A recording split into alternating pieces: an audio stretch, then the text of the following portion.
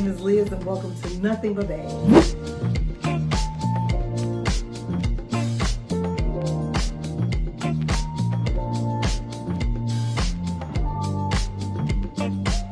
Hi, my name is Liz and welcome to Nothing But Bags. I call this space Nothing But Bags because literally when I'm getting ready to go somewhere, my outfit is my accessory. My handbag is the main event. Whether this is your first time clicking on one of my videos because this channel was recommended to you or you're one of my returning fellow handbag addicts, subscribers, supporters, or friends around here, either way, I appreciate that you clicked this video from the bottom of my heart. As you saw from the thumbnail on top of this video, this is all about intentionality around my handbag collection. And I wanted to do this topic because I know there are a lot of people that are either going through what I'm going through, which is being displaced from your work and you're unemployed. So finances are totally different today than they looked this time last year. I was thinking about how many bags am I going to buy? What bags am I going to add to my collection this year? And of course, I'm approaching 2026 in a totally different way. And I have a lot of friends here in the handbag community that also are going through the exact same situation.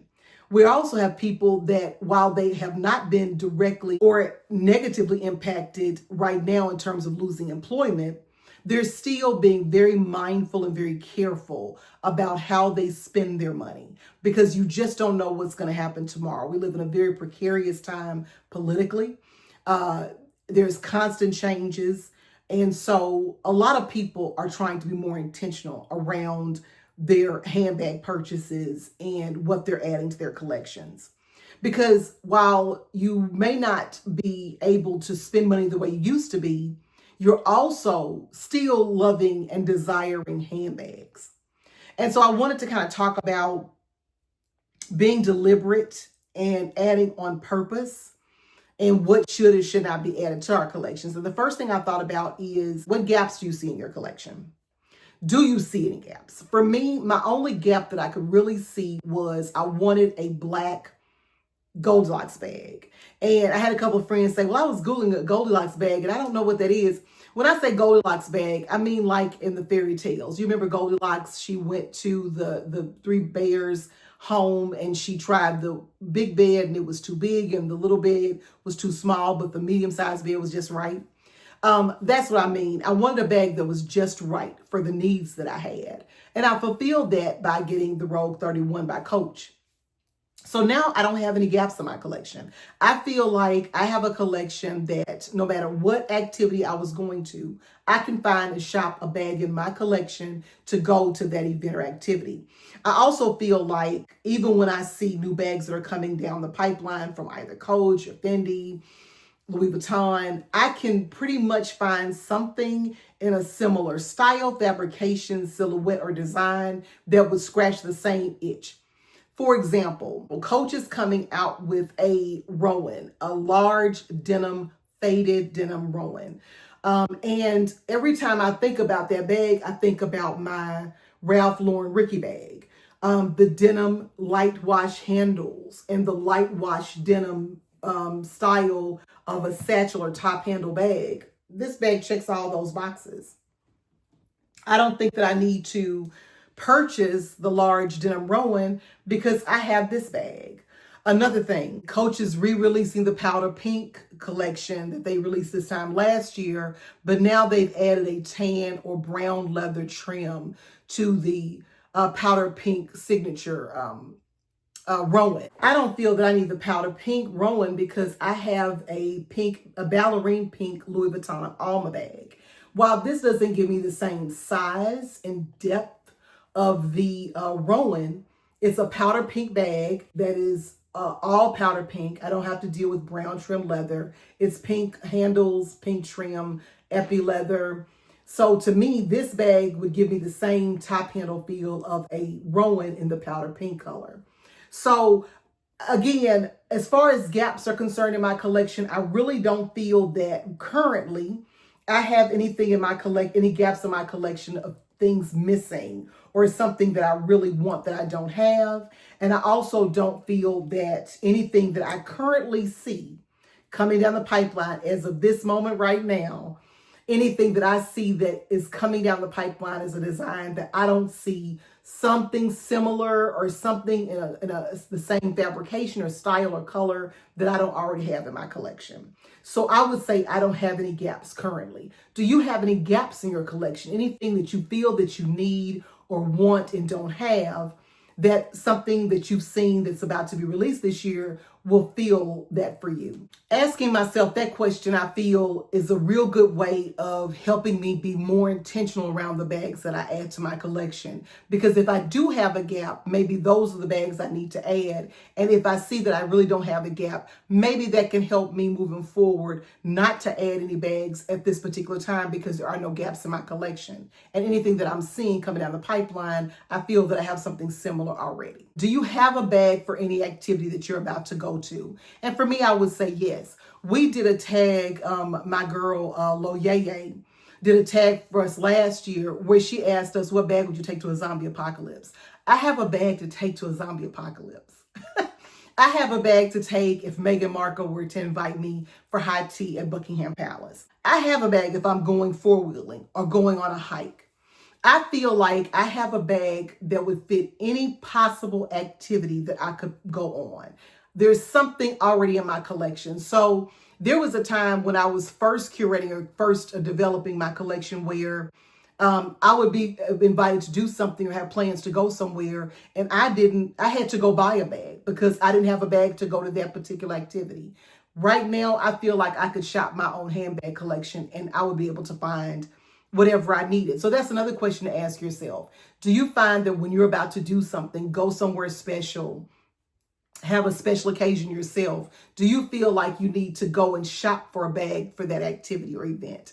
I think that can help us be more intentional about the purchases that we're making, because you may buy a bag that's for a specific event and really never carry it again.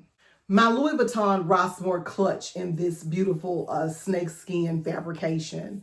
It's more of a wallet on chain. It features two pockets on the back. It has a snap closure. It's a beautiful leather on the inside.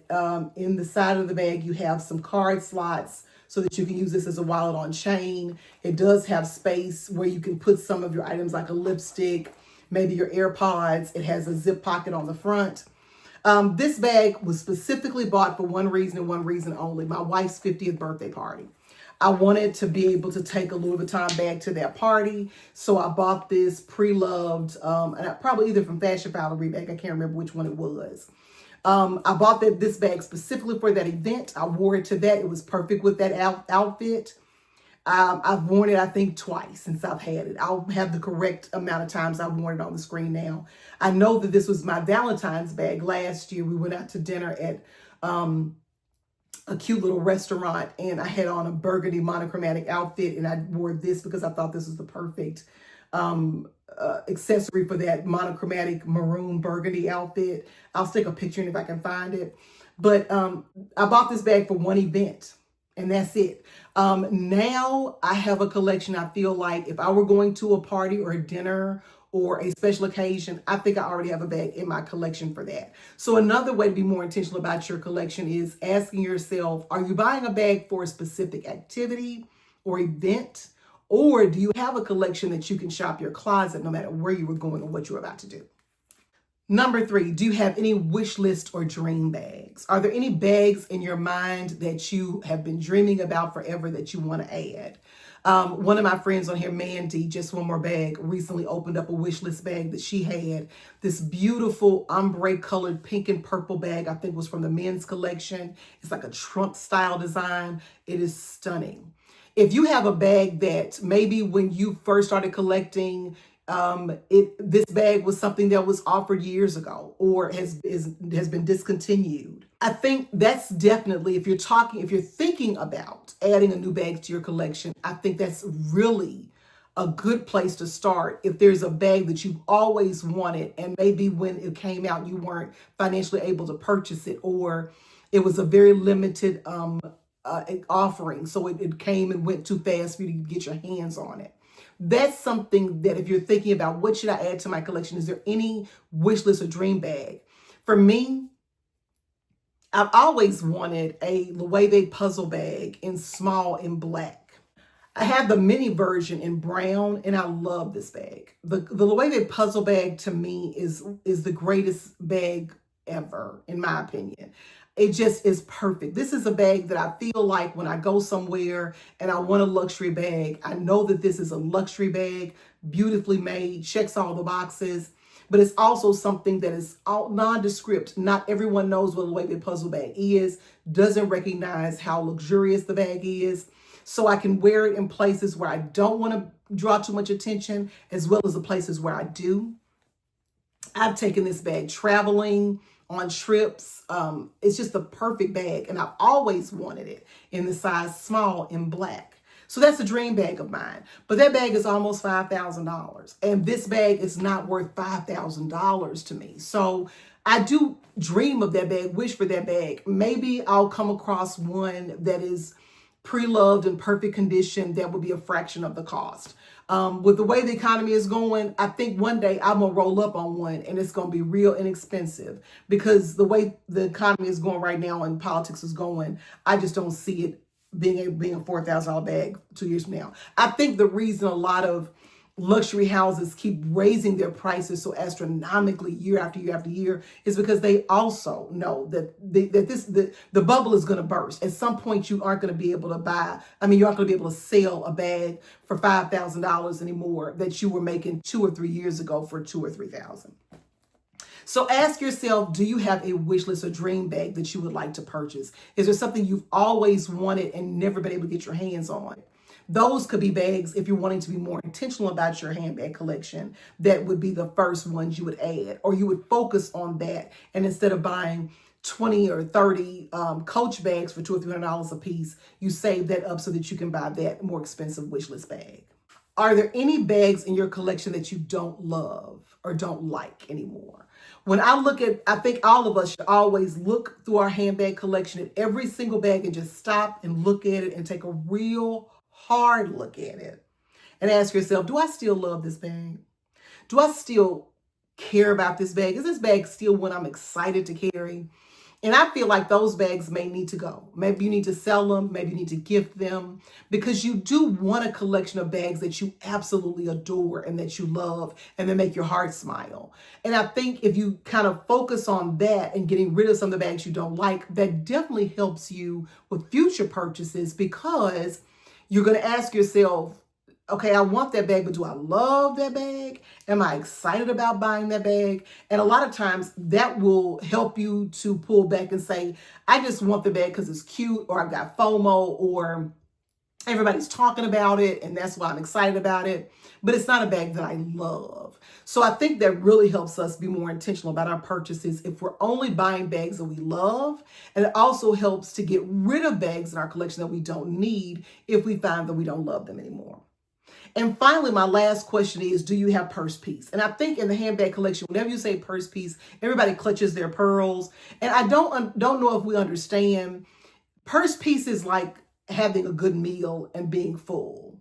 If I have a really good meal and it is so good and my stomach is full and I've got my feet propped up and I'm wrinkling my toes and I'm so happy, that doesn't mean I'm not going to be hungry tomorrow. That just means I'm full today. Purse piece can exist. You can be at purse piece in your collection today, and then a month from now or a couple months from now, you find, you know what?